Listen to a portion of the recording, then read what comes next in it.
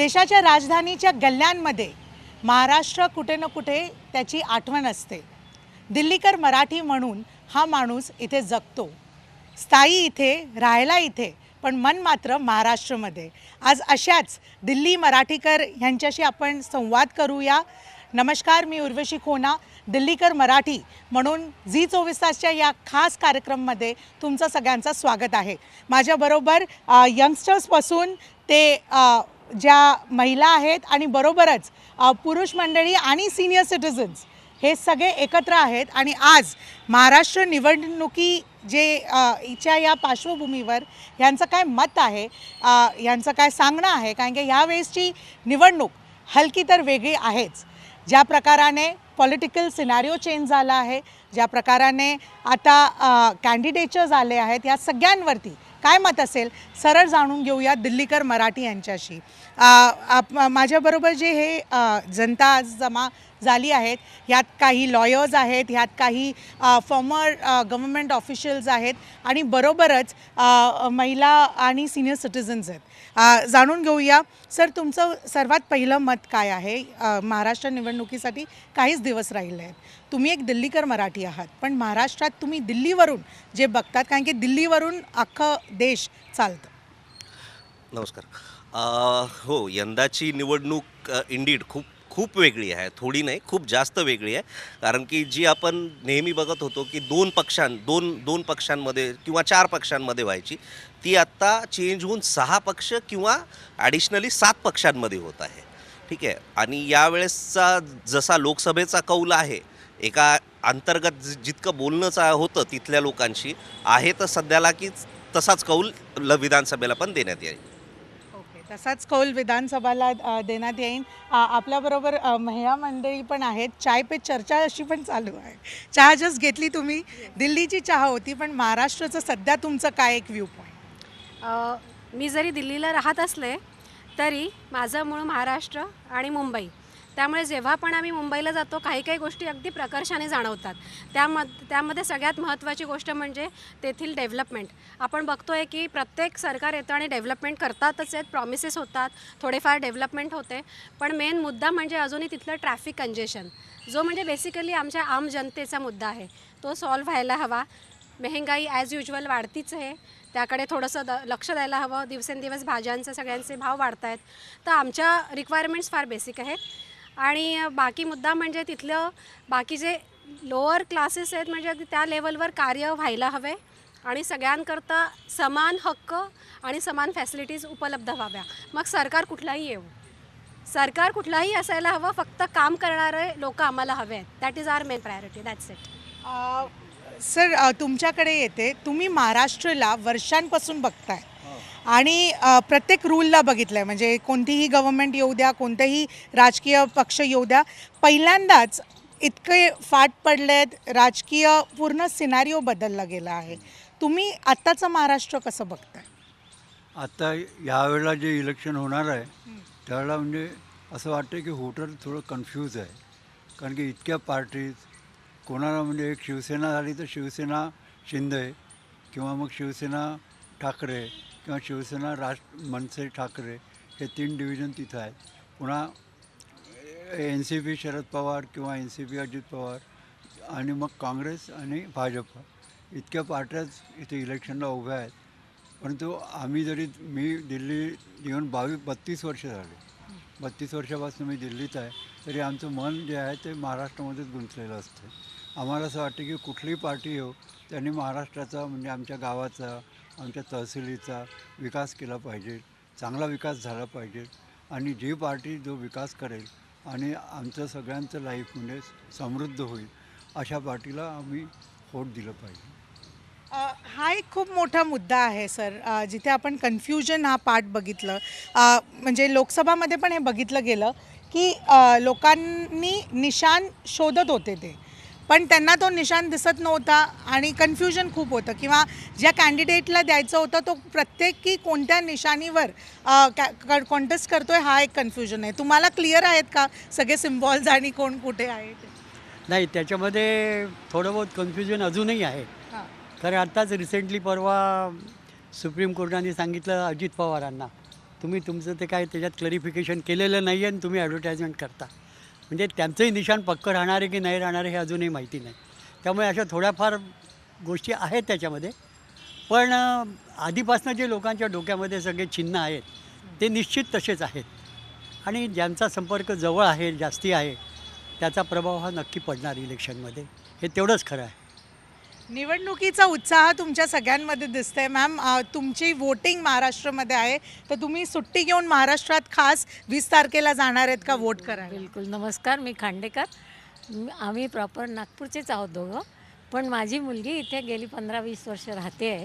तर आम्ही तिच्याकडे वर्षातून 1-2 वेळा येतो. आणि आली की मी 1.5-2 महिन्यात तर राहतेच. आणि यावेळेसही असाच प्लॅन होता. मी मागच्या महिन्यातच आलेली आहे 20 तारखेला. पण जेव्हा कळलं की आता इलेक्शन म्हणजे डिक्लेअर झालं आहे आणि ते 20 तारखेलाच आहे, मी घाईने आमचं रिझर्वेशन पहिले करून घेतलं की आम्हाला आमचं मत वाया नाही जाऊ द्यायचं. कारण एक मत महत्त्वाचं आहे, आमचा मताधिकार आहे, तो जायला नको. असंच इलेक्टेड लोक आपल्या समाजाचं, देशाचं असं काही भलं करतील म्हणून आम्ही म्हणजे आधी जातो आहे की आपल्या गेलोच नाही आणि माहितीच नाही असं नको व्हायला, की आपण बरोबर ते जायला पाहिजे, त्याच्याकरता केलं. दुसरं आपण हेही बघतो ना की हे जसं आत्ता सांगितलं की इतके पार्टीज झाले की कन्फ्युजन होत आहे. दुसरं माणूस पाहून करायचं की हा बाबा इथलं काही करतो की नाही, या आपल्या ज्याकरता उभा आहे त्या समाजाचं, तिथल्या वर्गाचं, तिथल्या लोकांचं काही करतो की नाही, हेही लक्ष द्यायला पाहिजे. नुसतं एकच चिन्ह पाहून नाही आहे की नाही, असं सुद्धा आहे. तर ह्या सगळ्या हिशोबाने म्हणजे आपण म्हणून टाळायचं नाही, वेळेवर जायचं आणि तिथे योग्य त्या माणसाला सिलेक्ट करायचं. खूप स्ट्रॉंग मेसेजिंग दिल्लीहून महाराष्ट्राच्या जनतेला पण जातं आहे की नेमकं त्या 20 तारखेच्या दिवशी घराच्या बाहेर नक्कीच पडावे आणि मत हे जे आहे ते टाकावं. कारण की इलेक्शन कमिशन ऑफ इंडियाने पण सांगितलं आहे, खास करून अर्बन ज्या एरियाज आहेत तिथे मतमोजणी काउंटिंग जी आहे ती खूप कमी झाली आहे. तर हे खूप स्ट्रॉंग मेसेजिंग दिल्लीहून महाराष्ट्रासाठी. सर, तुमच्याकडे आलोत. तुम्ही कसं इथे बसून किंवा महाराष्ट्राला मागच्या काही वर्षात बघतात? बिकॉज पॉलिटिकल सिनारिओ चेंज झाला आहे, पण काही अशा पॅरामीटर्स असतात, जसं विकास म्हणा. काही लोकांना वाटतं की ही सरकार यांनी विकास केली आहे किंवा विकास केली आहे तर ती इतकी नाही केली आहे, अजून करायला पाहिजे. किंवा पॉलिटिकल फाईट्समध्येच इन्वॉल्ड आहेत पॉलिटिकल पार्टीज आणि आम जनताच्याबद्दल कोण विचार करत नाही का, असा विचार वाटतो? कसं आहे, पार्टी कुठली, एकतर आमचं ज्ञान इथं जे आहे ते वाचून, मीडिया असो, सोशल मीडिया असो, काय असो, त्याने जास्ती आहे. तिथं राहून आम्हाला काय त्याला म्हणतात तो एक्सपिरियन्स नाही. पण तरी जेव्हा तिथं जातो आणि दिसतं तुम्हाला काय विकास म्हणा, भाववाढ म्हणा, जे काही हे कॉमन प्रश्न आहेत, गेले दशकानुदशेने चालू आहेत. माझ्या मते जास्ती महत्त्वाचं आहे तुम्ही राजकारण कसं करताय. आणि माझ्या मते that has gone really bad. म्हणजे आता बऱ्याचदा लाजीरवाणं वाटतं की महाराष्ट्रात असं राजकारण होतं, जे काय चालू आहे ते त्याची लाज वाटते की महाराष्ट्रात असले की, आणि सपोजेटली आपले प्रोग्रेसिव्ह राज्य आहे आणि तिथं हे असले उद्योग होतात. कोणाचा पायपोस कशात नाही, काय चालू आहे कोणाला नक्की माहीत नाही. विकास ठीक आहे, जो आला तो काहीतरी पेपरवर विकास दाखवतो म्हणा, किंवा ह्या 4 लोकांसाठी झाला विकास, ह्यांच्यासाठी हे म्हणजे हे राजकारण आहे का असा प्रश्न येतो. आणि हा विचार करायला हवा. त्यांनी जसं सांगितलं की तुम्ही 20ला जाऊन बाहेर जेव्हा मतं द्यायला जाल, मतं का देतोय, आपलं मत आपण का देतोय, ह्याच्यात नुसता विकास नसून, विकास हा एक भाग झाला, राजकारण कशासाठी केलं जात आहे. म्हणजे जसं माझ्या मते राजकारण समाजकारण असं म्हटलं जातं. म्हणजे आहेत नेते म्हणतात, नावं घेत नाही मी, पण ते चालू आहे का, ते होतं की नाही, ते तो विचार करून मग तुम्ही मत द्यायला पाहिजे असं माझं मत आहे. आणि जे नाही दिसत महाराष्ट्रात आता सध्या, फक्त कुठलं तरी एक जसं कास्टिस्ट आहे आपल्याकडे ते चालू आहे, रिलिजनवर आपल्याकडे चालू आहे, हे 2 तर इतके मोठे मुद्दे आहेत. कुठं त्याच्यामध्ये विकास आहे आणि भाववाढ आहे आणि काय दिसतंय, कोणाला दिसतंय ते. त्यामुळे मला पर्सनली असं वाटतं की राजकारण कसं केलं जातं आहे, काय म्हणून केलं जातं आहे, कुठल्या दृष्टिकोनातनं, कुठल्या एमसाठी केलं जातं आहे, ते लक्षात ठेवून त्याप्रमाणे मतं देणं जास्ती महत्त्वाचं आहे. मग ते कोणी का असू ना, तुमचा चॉईस काही का असू ना, दॅट इज नॉट इम्पॉर्टंट. पण कशासाठी म्हणून राजकारण केलं जातं आहे ते महत्त्वाचं आहे. ते एकदा सरळ तुमचं ठरलं की मग बाकीचं आपोआप सरळ होतं. नाहीतर फक्त तुम्ही पाया कसाही आहे आणि वरच्या बिल्डिंगमध्ये डागडुजी करताय तसं होतं ते मतं देण्यात. तुमच्याकडे सर प्रमुख आगामी निवडणुकासाठी काय प्रमुख मुद्दे असायला पाहिजे किंवा राज्याला घेऊन काय नेमके मुद्दे आहेत जे अजून सॉल्व्ह झाले नाहीत आणि लोकांनी त्याच्यावरती फोकस टाकावा? आत्ता साहेबांनी जसं सांगितलं की राजकारणामध्ये जे सुरू आहे महाराष्ट्राच्या बाबतीत, तर आम्ही 20 वर्षापासून दिल्लीत असल्यामुळे आम्हाला जे ऐकून येतं तेवढंच आम्ही फक्त बघतो त्याच्यामध्ये. तर त्यांच्या म्हणण्याला मी पुढे या पद्धतीने नेणार आहे की आजकालचं महाराष्ट्राचं राजकारण हे फक्त सत्ता केंद्रित झालेलं आहे. तुम्हाला फक्त सत्ता काबीज करायची आहे आणि त्याच्यासाठी तुम्ही जोडतोड इतक्या एक्सटेंडपर्यंत जात आहेत की कॉमन पब्लिकपर्यंत ती गोष्ट पोहोचतच नाही आहे की काय का म्हणून आपण हे राजकारण करतो आहे. आणि तुम्ही म्हणता की जो विकासाचा मुद्दा जसं तुम्ही म्हणता की मी मागच्या 20 वर्षापासून बघतो आहे, छोटे छोटे जे राज्य आहेत, उत्तराखंड, हिमाचल, राजस्थान, त्यांच्याकडून जी ॲडव्हर्टाइजमेंट आमच्या दिल्लीच्या पेपरमध्ये येते की ह्या योजना निघाल्या, त्या योजना निघाल्या, but I really feel very bad. माझ्या महाराष्ट्राकडून अशी एकही न्यूजपेपर इथल्या पेपरमध्ये कधी येत नाही की आम्ही ह्या योजना काढल्या, त्या योजना काढल्या, इतक्या योजना निघाल्या.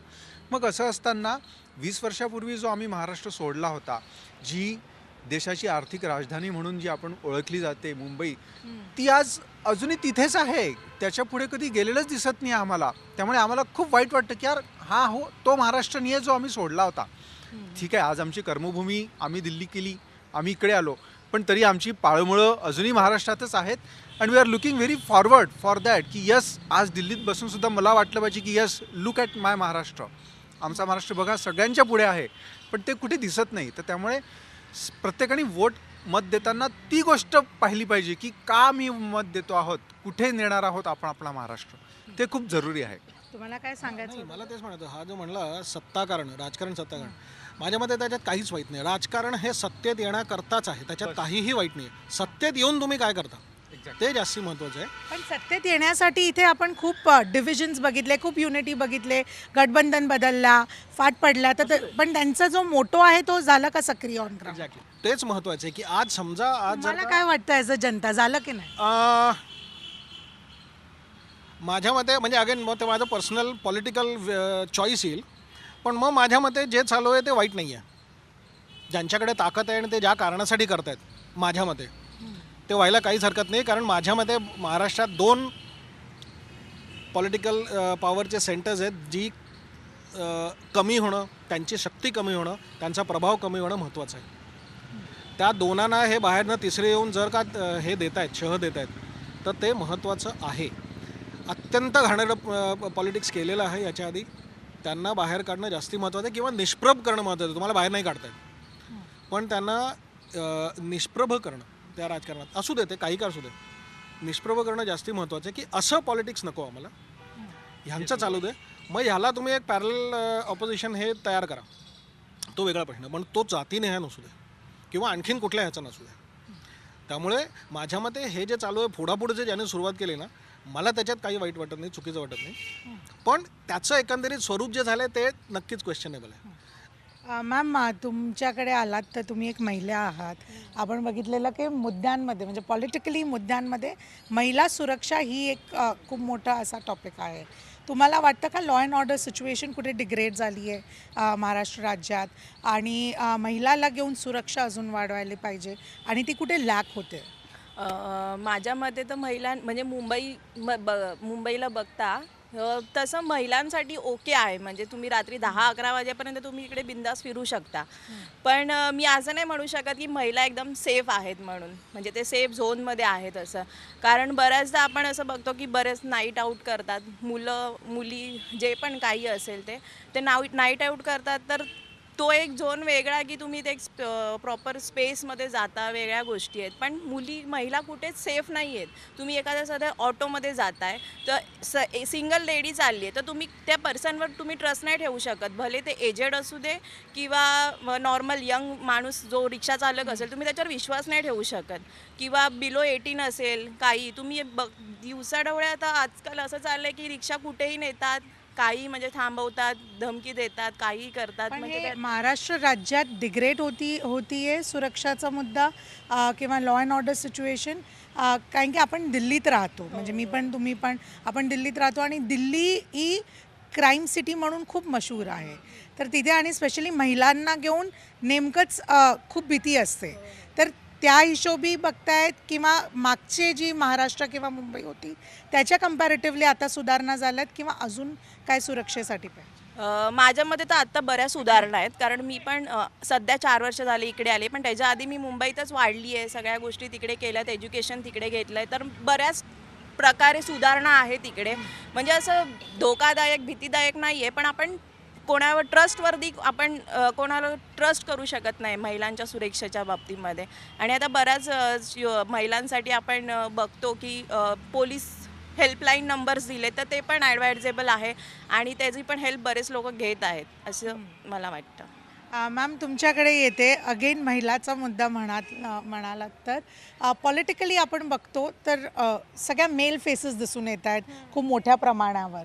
विमेन रिझर्वेशन हा खूप मोठा मुद्दा दिल्लीच्या इथे पार्लमेंटमध्ये गाजला, पण त्याला लक्षात घेऊन तो विमेन रिझर्वेशन अनाऊन्स करणं आणि त्याचं एक्झिक्युशन तुमच्या कॅन्डिडेटच्या लिस्टमध्ये बघणं किंवा नुसतं नेमकं अनाऊन्समेंट म्हणजे लाडकी बहीण योजना हे अनाऊन्स करणं आणि त्याच्या पुढे पॉलिटिकली अजून लोक प्रेझेंट राहावं विमेन म्हणून, ते तुम्हाला दिसलं? नाही, यावेळी तर तसं वाटलं नाही. 30 लोक तेच ते चेहरे आहेत असं वाटलं. नवीन कोणी असं अजून वुमेन ह्याच्या रिप्रेझेंटेटिव्ह आहेत असं नाही वाटलं. तुम्हाला ही गव्हर्नमेंट लाड करते लाडकी बहिणींना असं वाटते? हो. लाड लाड अति लाड करतायत असं वाटतं. म्हणजे अशा योजनांनी तुम्ही फक्त वोट्स मिळवू शकता असं वाटतं. ह्याच्यावरती सगळ्यांना बोलायचं. सगळ्या लाडक्या बहिणी एकदम हात उचलल्यात. किती लाड करते?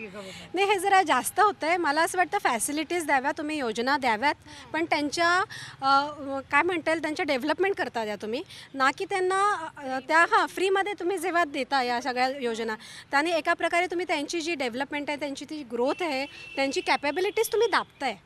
तर ते नको व्हायला कुठेतरी. Not only for women, I feel it is for everyone. ज्या पण इतक्या योजना निघतात आपल्या इकडे, त्याने काय होतं आहे कुठेतरी आपण लेझीनेस क्रिएट होतो आहे आपल्या एका कल्चरमध्ये, तो नको व्हायला. म्हणून तुम्ही अशा योजनांचं आमिष दाखवणं बरोबर नाही. मग सत्तेत कुठलीही पार्टी असो, सगळेजण हा प्रकार करतायत, सर्रास होतो आहे, पण ते कुठेतरी थांबायला हवं. सगळ्यांनी आपल्या काय म्हणतात त्याला, आपल्या बलबुते पे आगे बढ़ना चाहिए आणि स्वतःतली स्ट्रेंथ ओळखून पुढे जायला हवे. मॅम तुम्ही पण निश्चितच हवा, यांनी बरोबर बोललेलं आहे. पण अशा ज्या योजना सरकारने काढलेल्या आहेत लाडकी बहीण वगैरे, पण त्या खरंच ज्या गरजू महिला आहेत त्यांच्यापर्यंत पोहोचते आहे का, ॲक्च्युली खेडोपाडी पोहोचते आहे का, हेही पाहायला हवं ना. सरकार योजना काढते पण ती मला नाही वाटत की ज्यांना गरज आहे त्यांच्यापर्यंत ॲक्च्युली पोहोचत आहे. तर सरकारने ह्याकडे थोडंसं लक्ष द्यावं की आता शेतकऱ्यांचा मुद्दा झाला, महिलांचा मुद्दा झाला, त्यांच्या सुरक्षेचा मुद्दा झाला, ह्याकडे थोडं गांभीर्याने लक्ष द्यायला हवं असं मला तरी वाटतं. सर तुमचं पॉईंट ऑफ व्ह्यू होतं लाडकी बहीण योजना. तुमच्या घरी सगळ्या लाडक्या बहिणींना वाटतं का लाड मिळतंय या सरकार? नाही, आमच्याकडे तसं बहीण आहे म्हणून नुसतं करणार आणि मुलगा म्हणून करणं असले काही उद्योग नाही आहेत. पण नाही, गंमत अशी आहे की लाडकी बहीण हे माझ्या मते MP मध्ये त्यांना सक्सेस मिळाली BJPला लोकसभेत, आणि इथं त्यांना फटके पडले म्हणून त्याने ते आणलेली आहे. तर अशा योजना एक काय आहे, कुठलीही राजकीय पक्ष कुठलाही लोकाभिमुख असणार, म्हणजे त्यांना जे हवं आहे ते तुम्ही देताय. तर तुम्हाला जर का असं वाटतं की यांना ही अशी लाच देऊन म्हणा, किंवा लाचच आहे का तरी आपल्याकडे त्यांचा वोट घेता येईल, तर ते करतात, कारण तुम्ही तसं होऊ देतात. लोकांची अशी अपेक्षा आहे की आम्हाला 1,500 रुपये देतात, मग तुम्ही 2,000 द्या, तुम्ही 3 द्या, तुम्ही 5 द्या, आणि आम्ही कॉम्पिटिशन दिसून येते. 1,500 आणि मग नंतर आता मॅनिफेस्टोमध्ये 3,000 अनाउन्समेंट झाली आहे. त्यामुळे तो जो काही प्रकार आहे ना की तुम्ही लोकांना काय हवं आहे ह्याचा फार उथळ विचार होतो आहे. तुम्ही जसं म्हणलं आधी की विकास हवा आहे, ठीक आहे, मग त्याच्याकरता तुम्ही प्रयत्न करता, त्याला 5 वर्ष 8 वर्ष 10 वर्ष लागतील, तो गोष्ट वेगळी. एकदा तुम्ही काय 1,500 रुपये महिना देताय, 2 महिने जे काय तुमचं क्वार्टरली देताय, ते सोल्युशन नाही आहे. आणि त्याची तुम्ही सवय लावताय, नुसती सवय लावताय की नाही, ती सगळ्यात जो बेसर एक एलिमेंट असतो प्रत्येकाचा, कमीत कमी त्याला हाव असते, त्याला तुम्ही केटर करताय लोकांच्या, आणि हे लोकांनी नाकारलं पाहिजे. हे तयारच आहे तुमच्या सगळ्या विकनेसेसना एक्सप्लॉइट करायला. जात का चालते, कारण लोक पाळतात म्हणून हे सांगतात जात आहे. धर्म काय, कारण माझा धर्म श्रेष्ठ आहे मी सांगतो म्हणून तो सांगतो मला तुझा धर्म श्रेष्ठ आहे, किंवा तुझ्या धर्माचं मी काहीतरी करीन. मी जर का तिकडे दुर्लक्ष केलं की तर हा नाही बोलणार, हा म्हणजे मग कुठलाही पॉलिटिकल पार्टी असो, इंडिव्हिज्युअल असो. सर तुम्हाला इंटरप्ट करते, यात एक मुद्दा असा आहे की धर्माला अगर प्लेस मिळती आहे तर हे असं पण आहे की जे वंचित लोक आहेत त्यांना कुठे ना कुठे तो स्पेस मिळत नाही, म्हणून डॉक्टर बाबासाहेब आंबेडकर यांच्याकडून आलेला तो स्पेस जो आहे तो स्पेस पुढे कंटिन्यू होत आहे. एक्सप्लॉयटेशन होत असेल पण स्पेसची गरज पण आहे. नाही, पण त्याच्यामध्ये एक उत्तम उदाहरण आहे की रेल्वेमध्ये जेव्हा तुम्ही बसता, डब्यामध्ये एंटर करता, तेव्हा गर्दी असते, तुम्ही बाहेरच्या माणसाला येऊ देत नाही आतमध्ये. पण कसं तरी करून ते 2 माणसं आत आल्यानंतर पुढच्या सेशनवर ती लोकच दुसऱ्या दोघांना ढकलतात की तुम्ही आत यायचं नाही. त्यामुळे मला रिझर्वेशन मिळाल्यानंतर बाकीच्या माझ्याच तऱ्हेच्या लोकांना आय डोंट केअर. मग बाकीच्यानेच काय विचार करावा फक्त, म्हणजे नुसतं कसं आहे, रिझर्वेशनचं सुद्धा फक्त वरवरचा विचार करण्यात अर्थ नाही. त्याचं पुढं नक्की काय होतं ते पण महत्त्वाचं आहे की मला एकदा रिझर्वेशन मिळालं, नाव I don't really care about my own people, जाऊ दे ना मरू दे, माझं तर मिळालं. हे जे तयार झालं आहे ऑपऑपच, कारण त्यांना माहिती आहे की तुम्ही हटवू शकत नाही आता, त्यामुळे हे राहणारच आहे. मग काय होणार पुढे? त्यामुळे ते म्हणजे तशा अर्थाने समजवायला कोणालाही सोपं आहे सांगायला की आंबेडकर साहेबांनी असं केलं, डॉक्टरांनी तसं म्हटलं, पण ते कसं होतं, ते अशा वरवरचं फक्त सांगितलं जातं, त्याचं मग ते विचार होत नाही तेवढं चांगल्या पद्धतीने. तो मुद्दा आहे. मी जे आत्ता म्हणत होतो की लाडकी बहीण योजनेला माझा काही विरोध आहे असा नाही आहे, पण आत्ताच 8-10 दिवसांपूर्वी पुन्हा पेपरमध्ये वाचलं की आता जो कपाशीचा जो हंगाम येतो आहे आणि त्याच्यासाठी कपाशी वेचणारे जे लोक असतात, मजूर लोक ज्याला आपण म्हणतो, ते लोक मिळत नाही आहेत महाराष्ट्रामध्ये. कारण त्यांना जर घरबसल्या जर पैसे मिळत असतील कष्टकाम न करता, तर ते का जातील तिथे मजुरी करायला? कारण आणि त्याच्यामुळे आपल्या कपाशी जोपर्यंत त्याचं वेचणं होणार नाही, तोपर्यंत तो कापूस बाजारात येणार नाही, तोपर्यंत त्याची बाजारपेठेत जाणार नाही, आणि त्याच्यामुळे जे GDP जे आपलं कॅल्क्युलेट होतं ते होणार नाही. तो by giving this freebies you are actually making people lazy. मला फ्री बाईज देण्याबद्दल वाईट नाही, पण जसं मॅडम पण आता म्हणाला की ती फ्री बाईज गरजूपर्यंत जाते आहे की नाही फक्त, आणि गरजूपर्यंत गेल्यानंतर सुद्धा एकदा दिली, पण त्याच्यानंतर तुम्हाला काम पण करायचं आहे, तेव्हाच आपल्या देशाची सर्वांगीण, महाराष्ट्राची सोबत सगळ्यांची प्रगती होईल, ग्रोथ होईल. त्यामुळे हे freebies is not accepted. मतलब I don't want to be continued. तुमच्याकडे येते सर आणि मॅम, आपण महाराष्ट्र हे रूट्स आहेत आपले, पण तुम्ही काय तुमच्या अपेक्षा आहेत महाराष्ट्राच्या नेत्यांकडून? मी एक शिक्षक आहे आणि शिक्षकाच्या भूमिकेतून हे मागे जे 1-2 वर्षामध्ये विधानसभेमध्ये, विधान परिषदेमध्ये हा विचारत कोणचा आमदार किंवा मंत्री किंवा खासदार करत नाही आहेत की बुवा आपल्याला खेड्यातून लोक पाहत आहेत, सगळे लोक पाहत आहेत, आपली भाषा काय, म्हणजे जी महाराष्ट्राची सभ्यता संस्कृती ही ढासळत चालली आहे की काय, असं एक शिक्षक म्हणून मला भीती वाटते. आणि असं मी या लोकांना सांगू इच्छितो, आमदारांना, खासदारांना किंवा मंत्र्यांना, की बाबा संस्कृतीला जपा आणि तुम्ही वाद करा, वादातूनच उत्तरं मिळतील, वादातूनच प्रश्न सुटतील, सर्व काही वादातूनच हे होतं. पण वाद करताना एकमेकावर संयमाने बोला, एवढंच मी या निमित्ताने तुमच्या याच्याने संदेश देऊ इच्छितो आमदार खासदार लोकांना. खूप इम्पॉर्टंट संदेश आहे, नक्कीच हे सगळं पाहायला पाहिजे. पण तुम्हाला सर इथून किंवा तुम्ही शिक्षक म्हणून पण आहात, तर धोरणे काय बदलायला पाहिजे हा प्रश्न तुम्हाला विचारते सर मी. नेमकं महाराष्ट्रात काय धोरणे बदलायला पाहिजे, येणाऱ्या काळात काय सगळं झालं, त्याचं एक्झिक्युशन किती झालं आणि पुढे काय एक नीड आहे? जर गरज बघितली तर बेसिकली जे फ्रीबीज दिल्या जातात त्याचं काहीतरी टाईम लिमिट ठेवावं पहिल्यांदा. म्हणजे बेसिकली जे फ्रीबीज दिल्या जातात त्या बेसिकली तुम्ही 5 वर्ष देतात, 10 वर्ष देतात, त्याच्यापेक्षा it should be given for 6 months, आणि त्याचं ॲनालिसिस होणं खूप गरजेचं आहे आणि ते ॲक्च्युअल माणसांना पोचतं का नाही ते पण महत्त्वाचं आहे.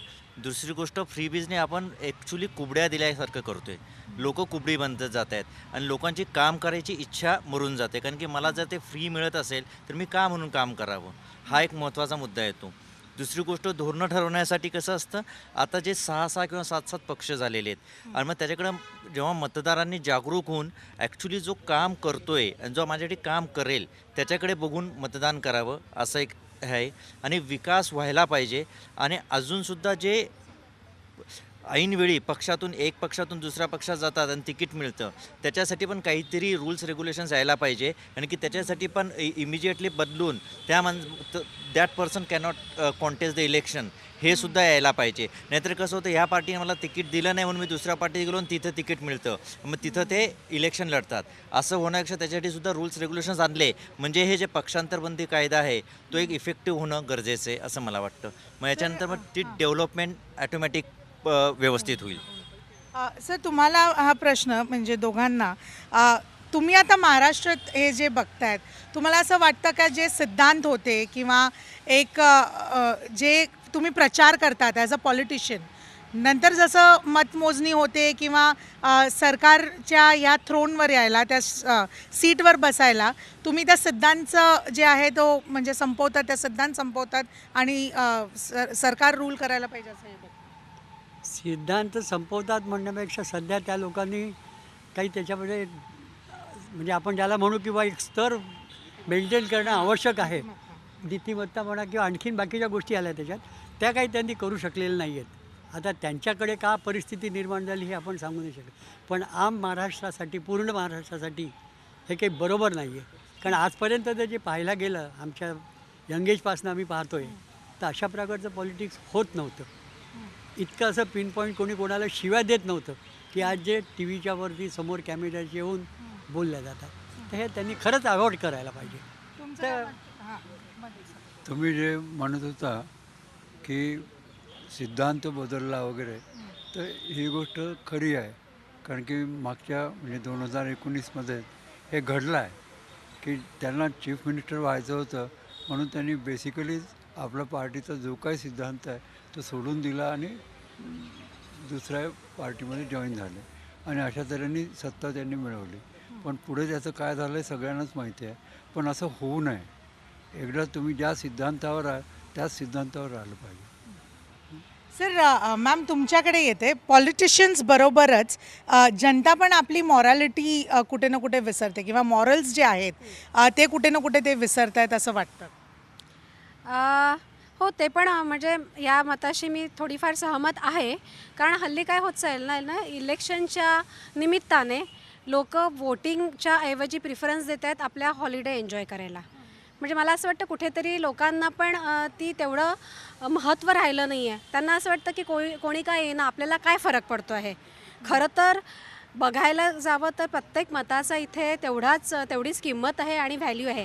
पण कुठेतरी एका पर्टिक्युलर लेवलच्या ग्रुपमध्ये त्यांना असं वाटतं की आपल्या मताला एवढं काही व्हॅल्यू नाही, कारण आपल्याला सगळं काही मिळतं आहे, मग आपण कशाला मत द्यावं. तर हो, पण हा पण मला ॲक्सेप्टेबल आहे की कुठेतरी मोरल लोकांचं पण ढासळतं आहे आणि त्यामुळेच आपल्याला हवं तशी पार्टी येत नाही आहे किंवा मग आपल्याला जे एक्सपेक्टेड आहे त्या सत्तेकडनं की हे काम व्हायला हवं आहे ते कुठेतरी होत नाही. पण नंतर खंत करून काहीच उपयोग नाही. त्याकरता प्रत्येक जणांनी, प्रत्येक ह्यानी आपल्या जनतेने आपलं मत द्यायलाच हवं, हा माझा म्हणजे मत आहे. तुम्हाला तुमच्या नेत्यांकडून काय अपेक्षा आहेत? नमस्कार. काही म्हणजे अपेक्षा म्हणजे असं काही नाही, पण थोडा विकास व्हावा, बाकी काही नाही अपेक्षा. विकास व्हावा थोडा. शेवटचं मॅम, तुम्ही खूप स्ट्रॉंग मेसेज दिला आहे. तुमचं वय काय असेल? सॉरी. 72 कंप्लीट.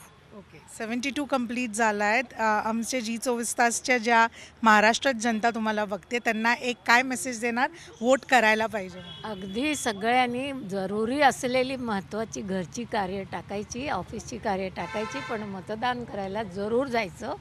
आणि नुसतं स्वतः नाही जायचं, आजूबाजूचे जे लोक आहेत त्यांनासुद्धा म्हणजे उत्साहित करून सगळ्यांना घेऊन जायचं.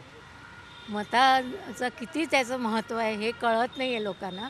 त्याच्याकरता जाऊन देणं, आता सुट्टी आहे फिरून, असं न करता कामं टाका आणि पहिले जा, हे महत्त्वाचं सगळ्यांना सांगून सगळ्यांनी गेलंच पाहिजे. आणि असं जेव्हा सगळे करतील, नाही तर होतच नाही ना मतदान. 50% वगैरे होतं. एवढी जनता आहे आणि आपले लोक एवढे कमी जातात. तर हे सगळ्यांना कळलं पाहिजे की सगळ्यांनी जायला पाहिजे. तुम्ही जेव्हा जालच तेव्हाच तुम्ही कोणाकडनं जिंकून आल्यावर अपेक्षा कराल की हा आमच्याकरता काय करतो आहे किंवा नाही करत आहे, है ना. त्याच्याकरता तुम्हाला सगळ्यांनी मिळून जायला पाहिजे आणि आजूबाजूच्यांना न्यायला पाहिजे. सगळ्यांनी मिळून मतदान करावे आणि आपल्या देशाचं विकासात भर द्यावी. कारण जो नेता येईल निवडून तो काही तर करेलच त्यातल्या त्यात. तर आपल्या दिल्लीकर अशी हां बोला. तुम्ही तर यंगस्टर आहात, फ्युचर ऑफ द कंट्री, तर तुमचं काय मत आहे? मला तुमच्या माध्यमातून संपूर्ण युवा पिढीला हे सांगावं वाटेल. मला पॉलिटिक्सबद्दल माहीत नाही. I am not having any knowledge about ongoing election. हे कूलपणाचं लक्षण नाही आहे. तुम्ही तुमच्या हातात पूर्ण धुरा आहे, तुम्ही युवा पिढी आहे, तुमच्या समोर पूर्ण फ्युचर आहे. तुम्ही विचार करून मतं दिलं पाहिजे. तुम्ही सुज्ञपणे अभ्यासपूर्वक मतं दिलं पाहिजे. आणि मग आता काय सध्याचा ट्रेंड काय चालला आहे की तुम्ही मतं देत नाहीत, मतदानाला तुम्ही जात नाहीत. जसं मॅडमनी सांगितलं की मतदानाचा दिवस हा एक सुट्टीचा दिवस म्हणून कन्सिडर करतात लोक. आणि त्याच्यानंतर जेव्हा सगळे चर्चेला बसतात की सरकार कसं हे काम करत नाही, सरकार कसं ते काम करत नाही, ते बोलण्याचा ह्या लोकांना अधिकार नाही. तुम्ही मतदान करायला जा. तुम्ही व्यवस्थित स्टेबल गव्हर्नमेंट येण्यासाठी तुम्ही प्रयत्न करा. तुम्ही अभ्यासपूर्वक मतदान करा आणि त्याच्यानंतर मग तुमचं ओपिनियन द्या की हे कसं बरोबर आहे, हे कसं बरोबर नाही आहे.